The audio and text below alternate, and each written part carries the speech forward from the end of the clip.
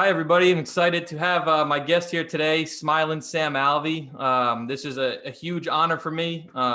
I just decided to message you on Instagram, and you were able to message me right back. And, it's funny because I think we have a time difference of you're on the West Coast, I'm on the East Coast. So when I had sent you that message, it was about 7 p.m. my time. And by the time I had gotten the message back, it was about 11:30 p.m. my time, and I had already fallen asleep. But when I had heard the ding go off, something just told me, wake up. I woke up, I saw that it was a message from you, and I was like, at that point I was just amped. I couldn't fall asleep.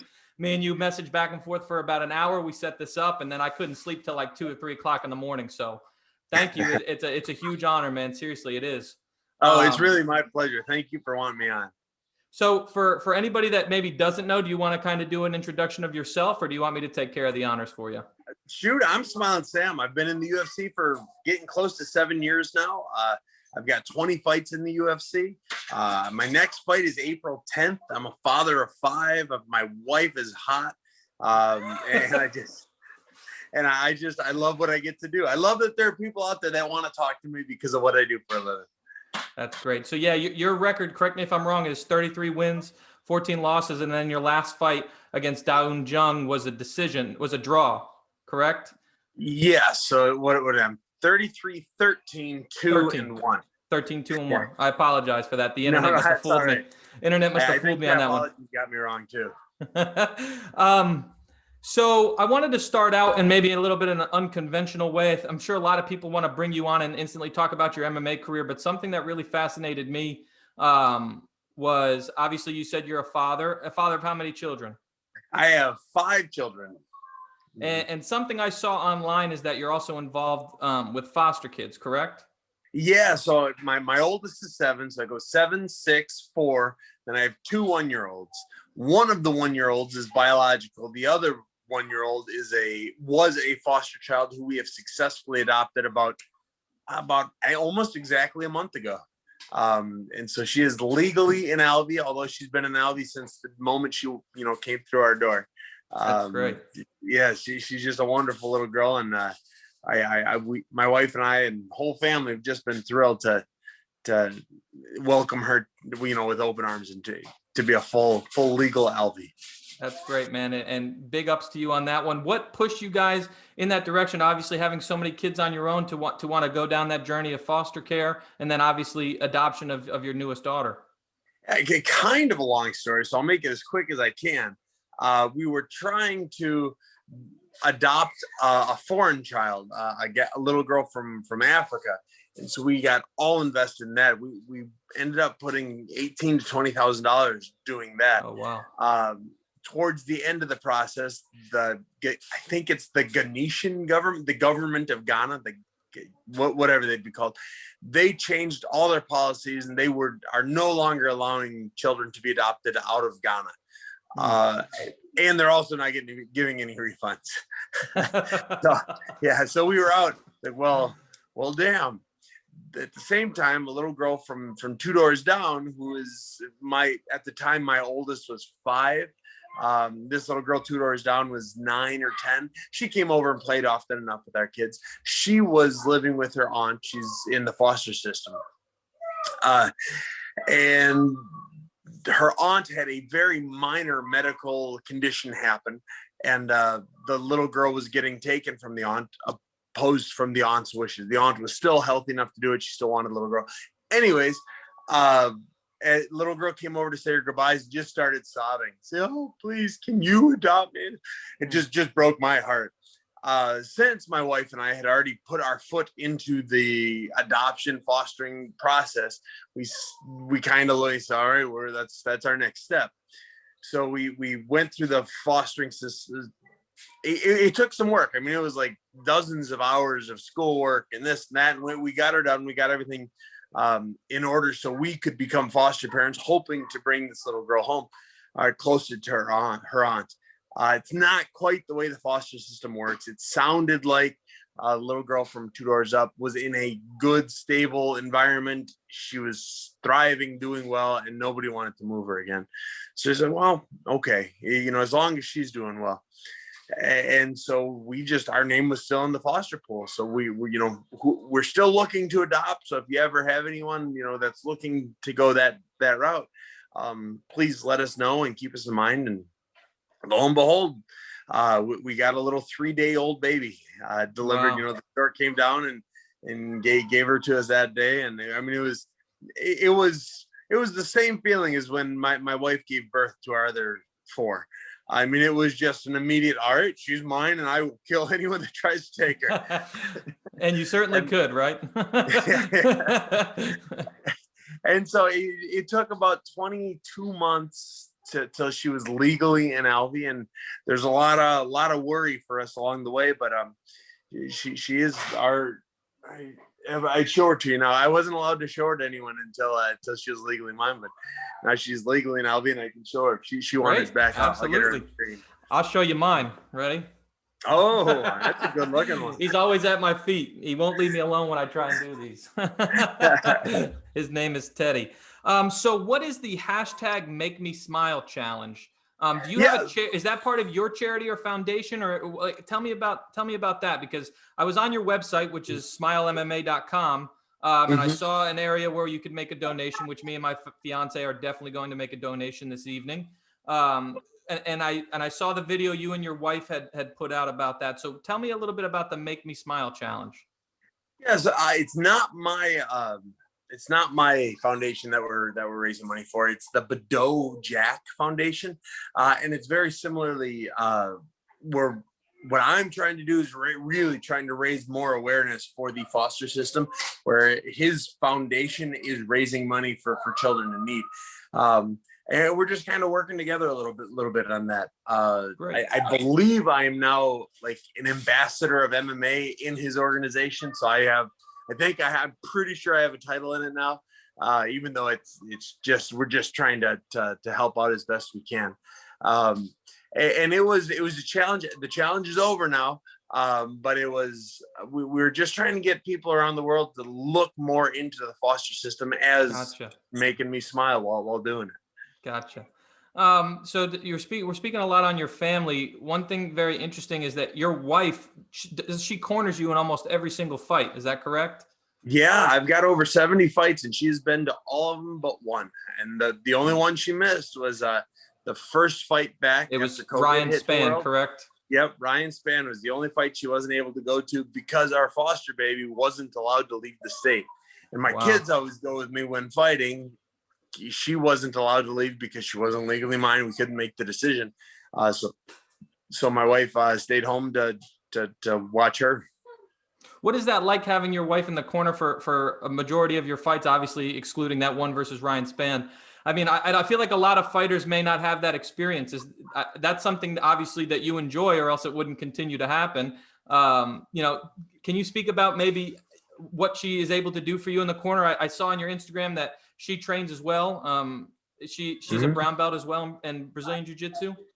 Yeah, she outranks me in Jiu-Jitsu. She's way better at Jiu-Jitsu than I am. It's just something we've always done. At the beginning, she was my corner because it was a free ticket. If I said she was my corner, we got a free ticket. And she took it a lot more serious than I ever did. She's the reason I ended up at Team Quest. She's the reason I really, truly a professional fighter. She's been there she started off as a free ticket, and then she learned how to wrap hands, and then she was scouting people, and then she was looking into gyms and just doing all the research. And it's really been a lot of fun growing in this sport with her with me. That's great. So you train over at Dan Henderson's gym in California, is that correct? Yes, that is correct. How did that come to be? You're not from California? No, I'm a Wisconsin boy. It was really, I beat everyone up in Wisconsin. My wife decided I needed better training because I was the coach at my gym. So she did the research, and she reached out to a lot of gyms, and it was Team Quest. They got back to us, and we started driving south, and when they got back to us, we took a right, and we ended up in Dan Henderson's gym, and it couldn't have been a better decision. Is Big Daddy Joe Stevenson part of Dan Henderson's gym? Yes, he is the head jiu-jitsu instructor of the gym. So he's out there. He should be in my corner this next fight, and I'm just excited to get it all done. Have you ever talked with him about when he was on that show Kingdom? I'm assuming. Have you ever seen that show? Yeah. I actually just started watching it. It showed up on Netflix, so I started watching it, and it's so great. It is a ton of fun to watch, but it is just a soap opera for dudes.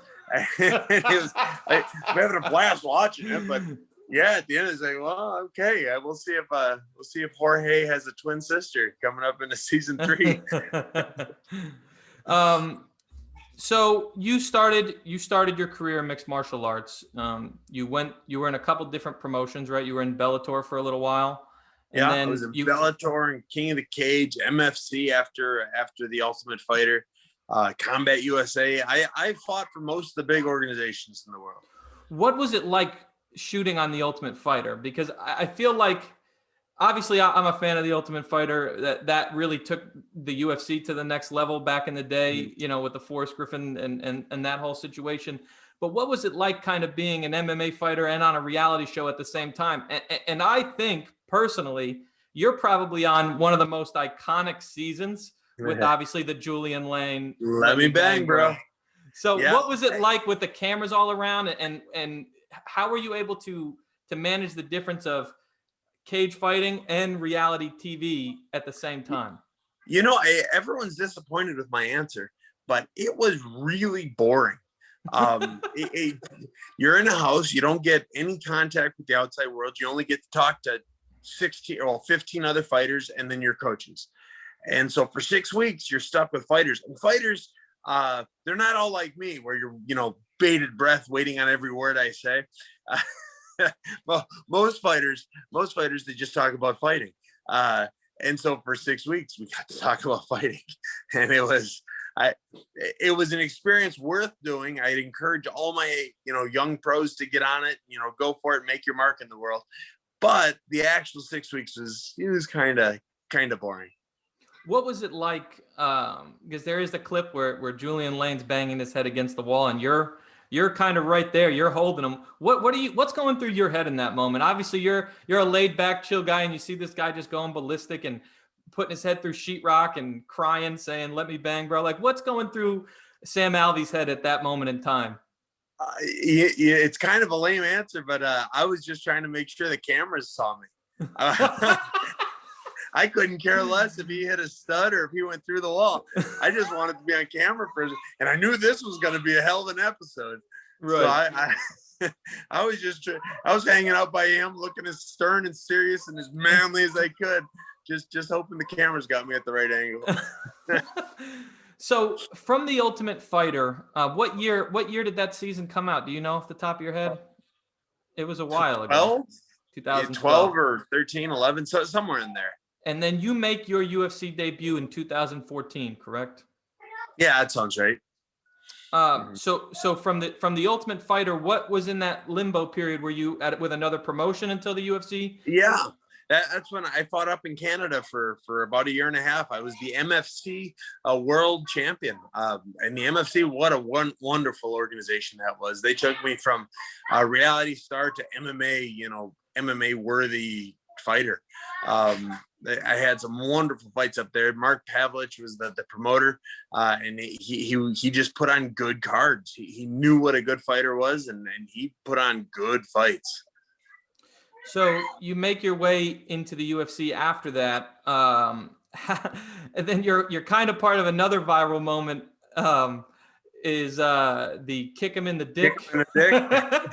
So what's going through your mind in that moment? Because the video clip is hilarious of you guys are in the middle of the octagon, and then that happens and you both just start laughing, as well as the announcers. What happens at that moment? Are you even in the mood to still fight at that point? Do you have to take a 5-second break of going, what's going on here? I love fighting, so something like that. I mean, and that pops up on my Instagram every, I don't know, once or twice every year. So I'll get tagged on it all over. Oh, remember this?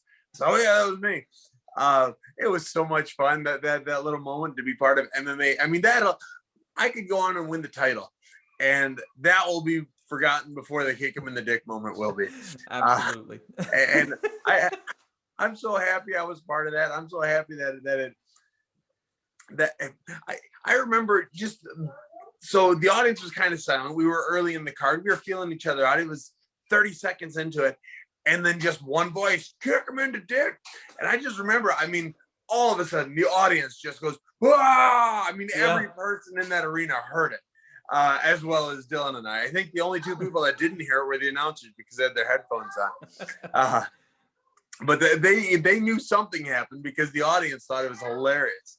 And it was pretty funny.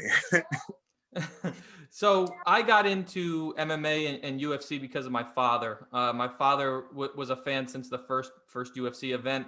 And, you know, as he raised me, we were watching the old videos on VHS. And then we were watching, you know, we'll watch them on Spike. Then we watched it on Fox. Now it's on ESPN.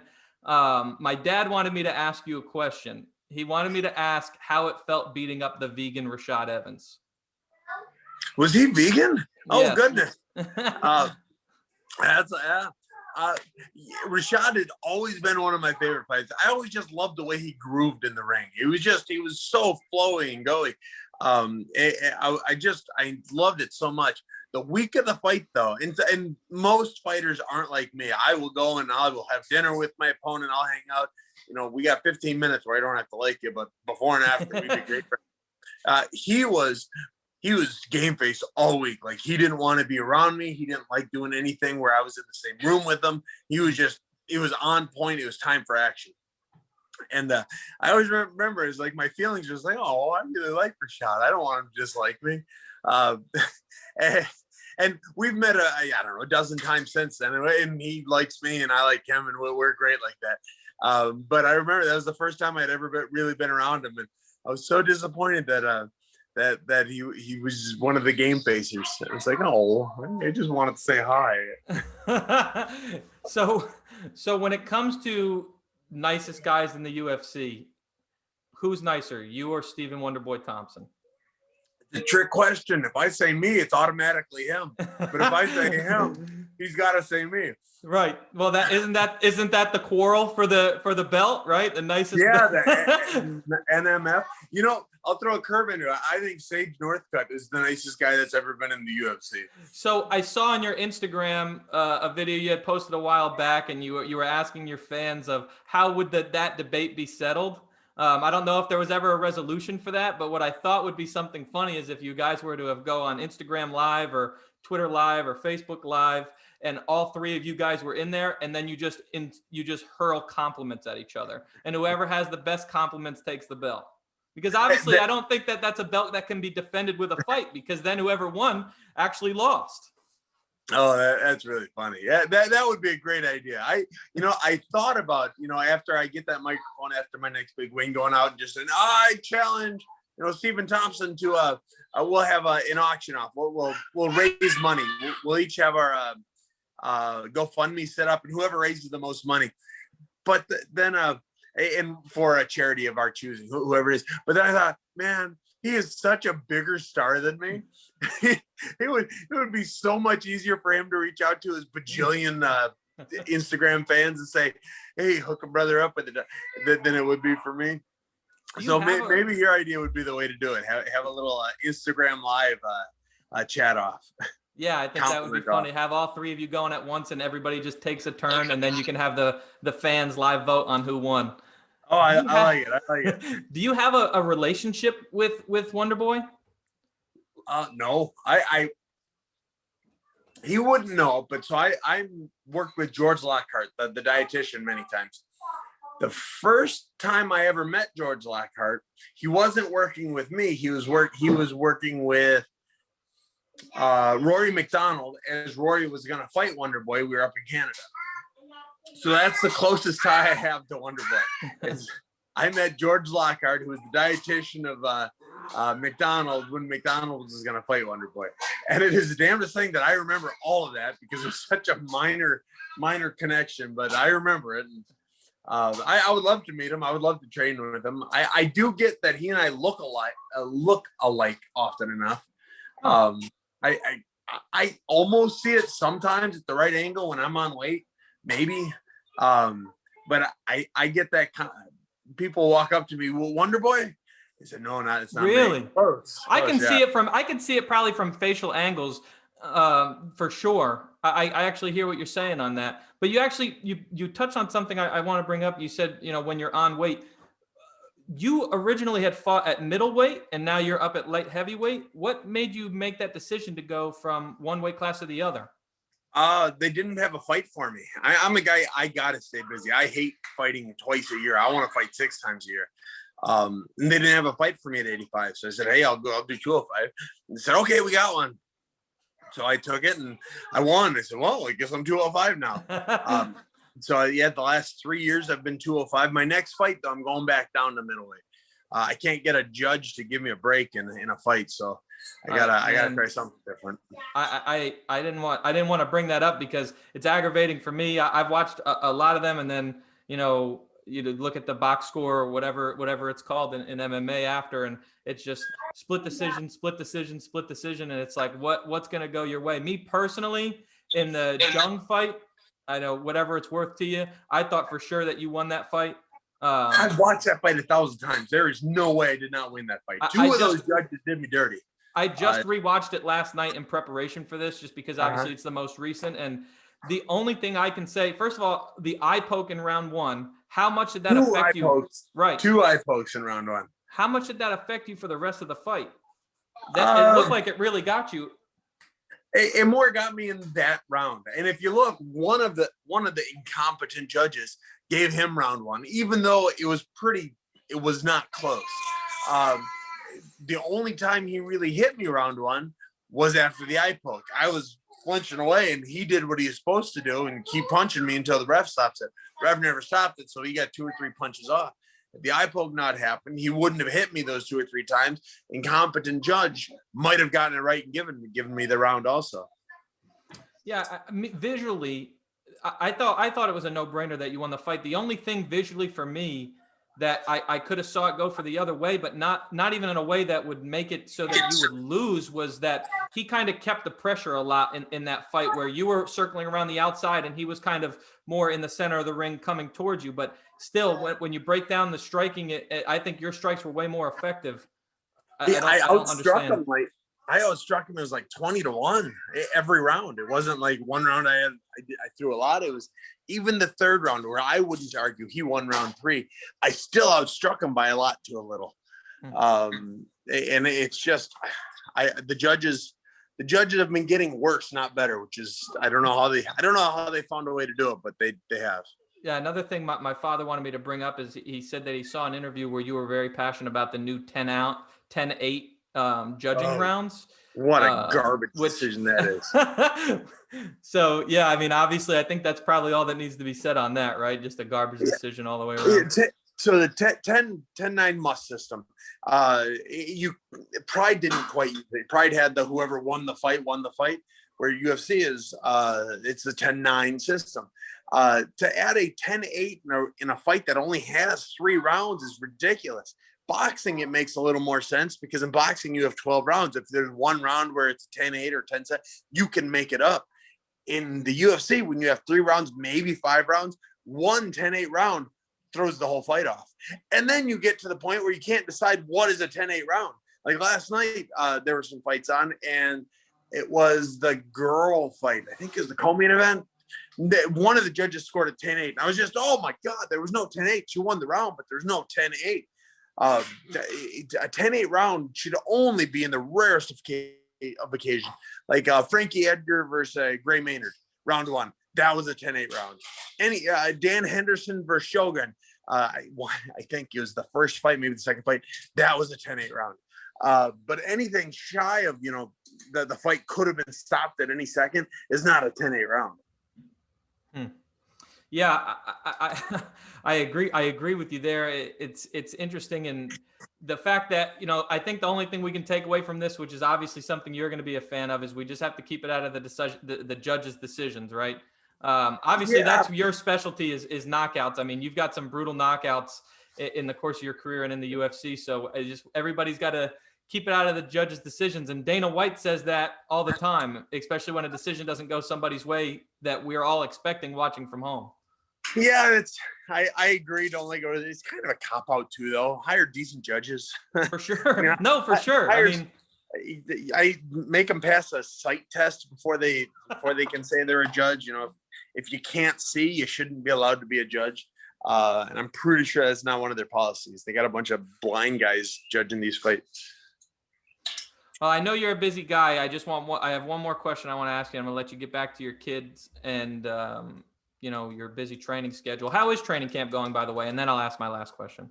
Oh, it's going wonderful. I just got done with my first ever 24-hour fast. Yeah, I saw that. How'd that go? Yeah, I've been contemplating it myself, but I don't think I have the willpower just yet. Yeah, it sucked while I was doing it. Now that it's over, it's nice. But it was good. I lost all the weight I wanted to lose. I'm hoping I shocked my system into. I plateaued at about 216, and I just wasn't losing. So I just try something a little drastic, and hopefully this week my body kicks off to where I want it to. So I saw on your Instagram. This is where I kind of want to end this. That you were watching the Royal Rumble, right? Yes. A big WWE fan. Oh, huge. I was a huge fan. And Me now too, back in the day. I wish I still was. I want to. I just work at night. It's hard for me to watch it. I want my kids to love it. I want to be involved in it. But it's going to take more work on my part to make it happen. Yeah, it was back when I was younger. That was something that I really liked too. And I agree with what you said on your Instagram post. You said that WWE is kind of what made you fall in love with fighting, which kind of brought you to where you are now. I was kind of wondering, maybe back then, who were some of the people that you looked up to? Like, who were your idols in WWE growing up? Because for me, I don't watch it anymore. I dabbled in about 2 years ago, watching it again when I had some free time. But for me as a kid, Rey Mysterio was my idol and was my hero. Rey Mysterio goes to my gym here in California. Get out of here. No, although I've never met him. He's a superstar, and I don't want to be that guy nerding out on him. But he hits with. Hits mitts. He hits mitts with my boxing coach, and I keep telling him, just introduce me just one time, and he hasn't done it yet. So, it'll happen someday, but it hasn't yet. That's cool. I'm rooting for that to happen for you. That's awesome. Yeah, he was my absolute favorite when I was a kid, and I saw some clip on Instagram like a year or two ago that he was back and still doing it, and I was like, what the heck? So that kind of got me back into watching it again, and then since then I've kind of fallen off. So who were some of your WWE idols growing up? Who'd you like watching? I started watching big time during the Attitude Era. So I mean, the People's Champ is the People's Champ. He's as good as it gets. The Rock and Sock Connection is one of my favorite tag teams of all times. They just had such good chemistry together.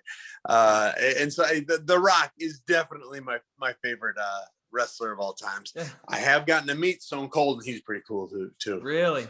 You ever listen to his podcast? It's like the Broken Skull podcast, I think. I was on the Broken Skull Challenge. I won the show. Really? So he had me on his podcast then. Oh, that's awesome, man. All right. Well, I guess sorry. I was like, it was kind of funny. So the show, they filmed the show. 2 months later, they air the show. They air it on a Sunday night. Monday morning, I get a call, and I don't know who it's from. Like, I answer and say, "Hey, this is Stone Cold Steve Austin." Like, holy shit! So I did not know he was gone. I was freaking out. I'm running around the house trying to find someone to tell, and nobody's home. I was very disappointed nobody was home during it. So okay, yes, sir. Well, what's up? He said, "Hey, I'd like to have you on my podcast.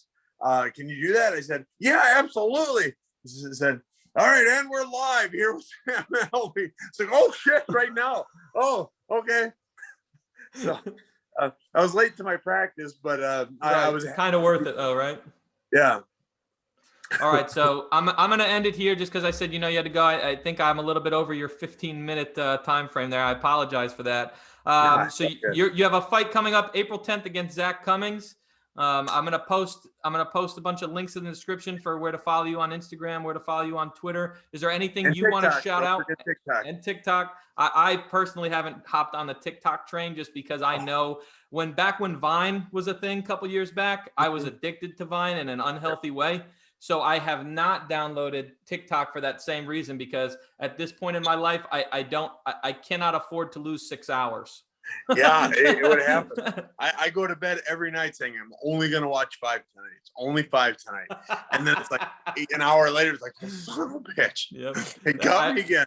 I'll never forget. It was like a Sunday. I woke up. I'm like watching Vine back in the day. I look at the clock.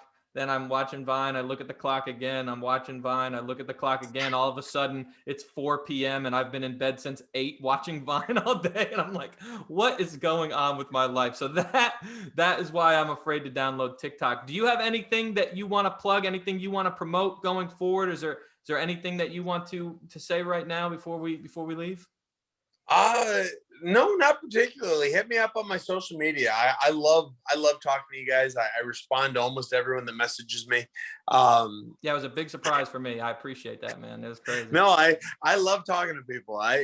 My wife jokes, she says, "Oh, it's you love the sound of your own voice." I said, "Oh, maybe." Yeah, just follow me on TikTok, Instagram, Twitter. I don't use that much. Parler's back up. I use Parler quite a bit. So follow me on all that stuff, and we'll have a good time together. Smiling Sam Alvey, everybody. Thanks. Oh, you're very welcome, sir. Thank you, man. I really appreciate it. Oh, you're very welcome.